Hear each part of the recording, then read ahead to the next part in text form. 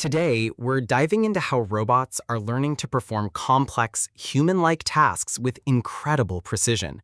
This first paper introduces DexSim-2, a system designed to tackle one of the biggest challenges in robotics, bridging the gap between simulated training environments and the real world. Indeed, for dexterous manipulation, this sim-to-real gap is critical. Training complex hand movements in reality is slow and costly. Simulators offer speed, but translating those learned skills to physical robots often hits roadblocks due to mismatches in physics or visual fidelity. The abstract highlights this as a critical bottleneck for deploying policies. Traditional methods often rely on extensive manual tuning or domain randomization, which isn't scalable. Imagine fine-tuning parameters for every single new object or scenario a robot encounters. That sounds incredibly tedious and time-consuming. So, past approaches weren't robust enough to handle the sheer diversity of tasks robots might face? It's like training a human for one specific dance move and expecting them to choreograph a whole ballet. This paper proposes a novel solution, leveraging vision-language foundation models. Think of it as giving the simulation an eye and brain that understands real-world semantics, allowing it to self-correct its own realism. It's a significant shift from manual tweaking. That's fascinating. So instead of a human engineer making judgment calls on whether the simulated physics look real enough, the AI itself can assess that? It sounds like we're teaching the simulator to see its own flaws. Precisely. One key component is FMDR, or Foundation Model Guided Domain Randomization. Here, a vision language model acts as a visual realism critic, evaluating how similar simulated images are to real ones.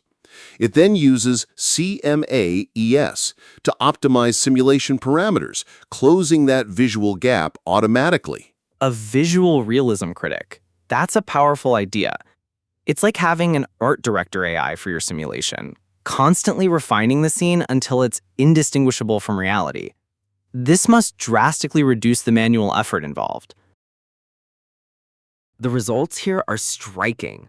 Achieving a 78.2% average real-world success rate is really impressive for dexterous tasks.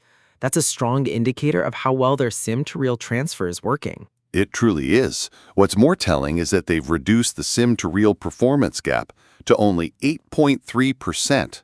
This is a critical metric for builders, showing that what's learned in the sim is nearly as effective in reality, outperforming established methods like Dr. Eureka.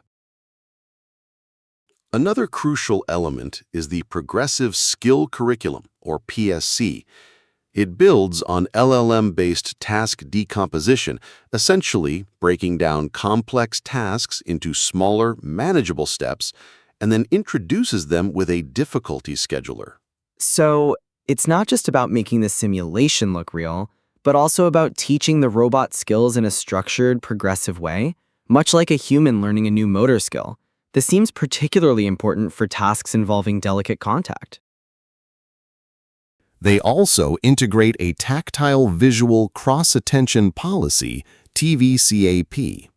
This fuses visual and tactile feedback for zero-shot sim-to-real reinforcement learning. This is vital because dexterous manipulation often relies on feeling an object as much as seeing it. That makes perfect sense. Imagine trying to pick up a small, irregular object without feeling it. You'd be much less effective. For builders, incorporating both vision and touch from simulation to real-world robots enhances robustness significantly. This approach to bridging the sim-to-real gap using foundation models is incredibly powerful. But what if we could bypass some of the simulation complexities altogether by learning directly from human expertise? That's an excellent point, Maya. Our next source explores exactly that. Training robots not through explicit programming or even extensive simulated trials, but by simply showing them how humans perform the task. This paper presents a fascinating alternative. teaching robots generalizable policies using human demonstration videos as prompts. It feels like a much more intuitive way for a robot to learn, similar to how a child might learn a new skill. It taps into the efficiency of human learning. Traditionally, imitation learning for robots requires collecting massive, specific robotic datasets, often through teleoperation. This process is notoriously expensive and time-consuming for every new task. The paper explicitly states that the teleoperation data collection pipeline is tedious and expensive. Every time you need a robot to do something slightly different, you're back to square one, manually guiding the robot or setting up complex simulations. Right, that's not generalizable at all. It feels like we're constantly reinventing the wheel for each new manipulation task. The goal, ultimately, is for robots to be flexible and adaptable, just like human workers on an assembly line. Their framework allows the robot to directly take human demonstration video as a prompt. Imagine wanting a robot to pick up a new type of oddly shaped component. Instead of programming it or teleoperating it repeatedly, you simply show it a video of a human doing it. That's a game changer for rapid deployment. For builders, this means significantly faster iteration times. No more endless data collection and fine-tuning for every minor task variation. It's truly zero-shot learning from a human perspective. The phrase, without any new teleoperation data and model fine-tuning at all, really jumps out. That's the holy grail of generalizable robotics, isn't it? It suggests the level of intrinsic understanding from the robot that's traditionally been very hard to achieve. It's highly significant. This capability dramatically reduces the barrier to entry for deploying robots in new, unstructured environments. Think about small businesses or custom manufacturing, where bespoke solutions are often too costly. This makes advanced robotics more accessible. The method involves a two-stage framework. First, they train a video generation model to capture a joint representation for both human and robot demonstration videos. This is crucial for translating human movements into robot executable actions. So the model learns a common language for motion, whether it's a human hand or a robot manipulator. This is similar to how foundation models learn generalized representations of text or images, enabling them to understand diverse inputs. In the second stage, they fuse this joint representation with a shared action space between human and robot using a novel prototypical contrastive loss.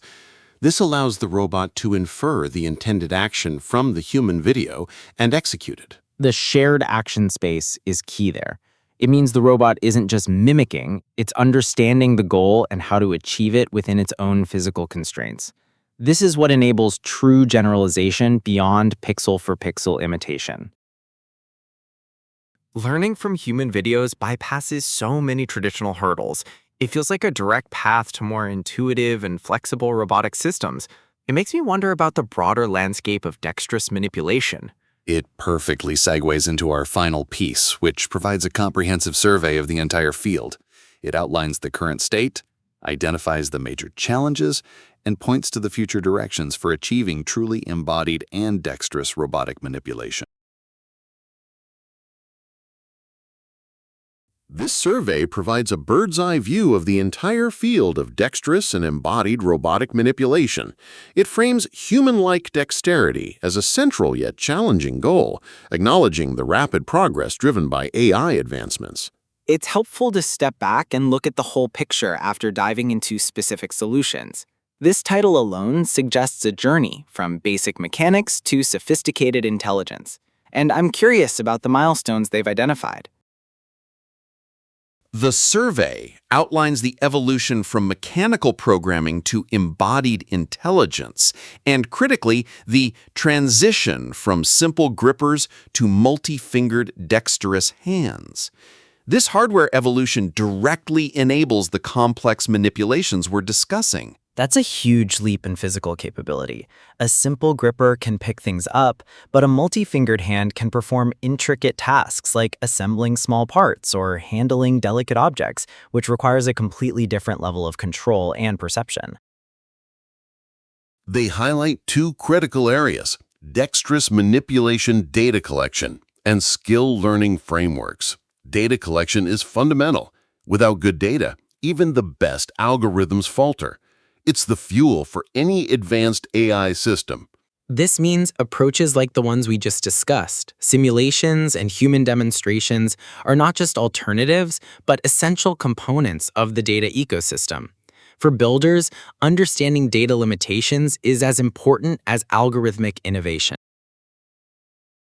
Under data collection, the survey explicitly lists simulation, human demonstrations, and teleoperation.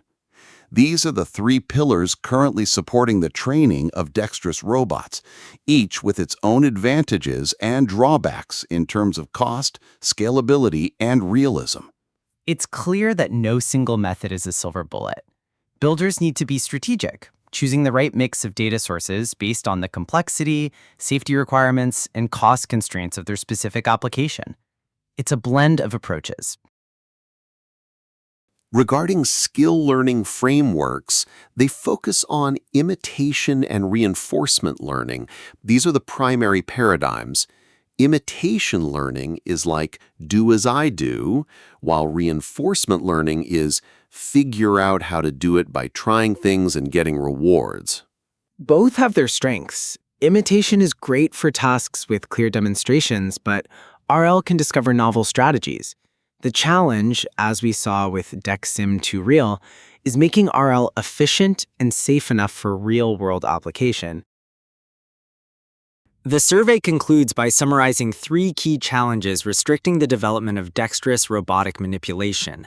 Identifying these bottlenecks is crucial for guiding future research and development. What are they? I'm eager to know. While they aren't explicitly listed here, given the context, they likely revolve around data scarcity, sim-to-real transfer robustness, and the generalization of learned policies to novel tasks and environments. These are persistent hurdles that builders face daily. Ultimately, the paper reiterates that achieving human-like dexterous robotic manipulation remains a central goal. This means creating robots that can not only move their hands like us, but also understand and adapt to tasks with human-level intuition and precision. That vision of truly intuitive, adaptable robots is what makes this field so exciting for builders. The blend of advanced simulation, human demonstration, and foundational models is paving a way for a future where robots can handle almost any task we can. It's clear that the path to generalizable dexterous manipulation involves a multifaceted approach, drawing on the best of simulation, real-world data, and intelligent learning architectures. The progress is truly astounding. Absolutely. The techniques we've explored today represent significant strides toward enabling robots to perform complex tasks with unprecedented adaptability. The future of robotics will certainly be more dexterous and more autonomous. I'm Maya. And I'm Arjun. See you tomorrow.